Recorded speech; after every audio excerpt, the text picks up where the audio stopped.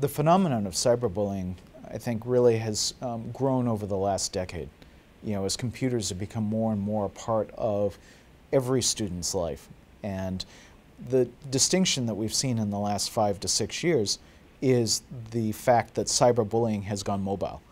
And the real implications of that, I think, are pretty profound, because it used to be, you know, certainly in my generation, going back a few years, that if there was bullying that was taking place within the confines of the school, it was something you could escape.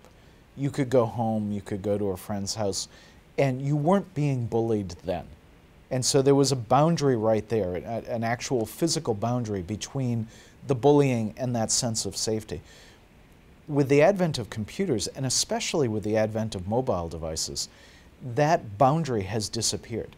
That if you've got someone who is being cyberbullied, that is to say bullied electronically, one of the elements of that phenomenon, that crime really, is that they never get away from it. That it's really hard for them to disconnect from the bullying without disconnecting from the broader electronic social life that they enjoy. So it's a much more pervasive and I think much more destructive phenomenon. And the other piece of it is that with, for lack of a better term, with classical bullying, it typically had to be an in-your-face kind of thing. You know, the kid actually had to at least be within shouting distance to bully you. Cyberbullying is anonymous, or at least it's not face-to-face. So yes, even if you're doing it on Facebook where there's an ID and all the rest of that, you're not in someone's face when you're bullying them, so it's easier. The threshold for bullying is much lower. So it has, I think, at least in some areas, encouraged an upsurge in bullying in general because it's that much easier to do.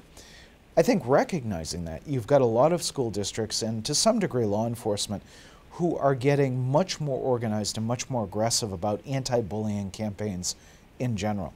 And I actually think that that's one of the areas where districts and the police have done a pretty good job of recognizing that this is a new phenomenon, or at least a new aspect of the bullying phenomenon, and we need to get out ahead of the curve as much as we can.